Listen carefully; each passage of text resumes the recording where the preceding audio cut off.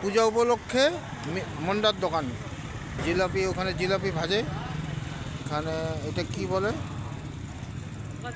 গজা। গজা, এই গজা, এই কাটা নিমকি, এই জিলাপি।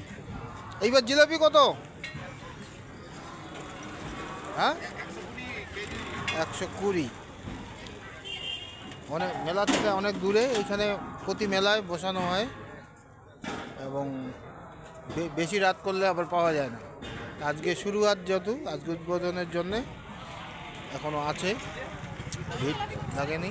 এই যে সত্য মিল মোড়, পাশেই গাড়ি যাচ্ছে। এখানে মিষ্টি মন্ডা খুব পাওয়া যায়, রাস্তার ধারে হলেও মিষ্টির দোকান।